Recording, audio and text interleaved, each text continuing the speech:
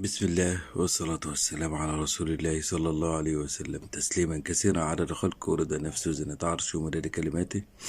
اللهم أنت ربي لا إله إلا أنت، خلقتني وأنا عبدك وأنا على عهدك ووعدك ما استطعت، أعوذ بك من شر ما صنعت، وأبوء لك بنعمتك علي وأبوء بذنبي فاغفر لي فإنه لا يغفر الذنوب إلا أنت.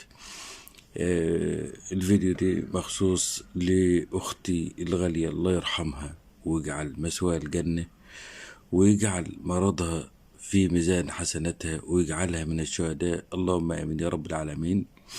ومن باب الامانه، لان هي اصلا قبل ما تدخل العنايه المركزه، او بمعنى اصح وهي في العنايه المركزه، كانت بعتلي فويس ومحملاني امانه اني ندعي لها دي قبل ما تموت. فمن باب الامانه، وان انتوا كلكم بالله عليكم تدعوا لها بالرحمة، لأن هي محتاجة دعواتكم، وكلنا هنحط في نفس الموقف ده. فعشان برضو ربنا يسخر لنا حد يقف جنبنا، أنا هسمعكم الفويس بس بتاعها الأخير، اللي هي آخر فويس. اسمعوا كده معايا. والله أنا اللي ما عارفة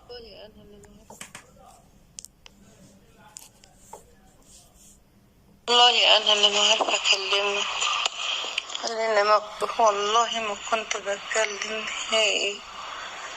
أنا حاليا محجوزة، والدكتور النهاردة بيقول لو حالتها تفضل على كده هتطلع بكرة عينيا. ادعيلي ربنا ما يكتب عليا العناية.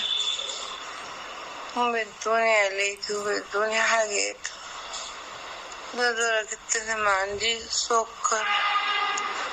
عطوني النهاردة أنسولين وقالوا لي ادعيلي، قلت لهم والله ما عندي.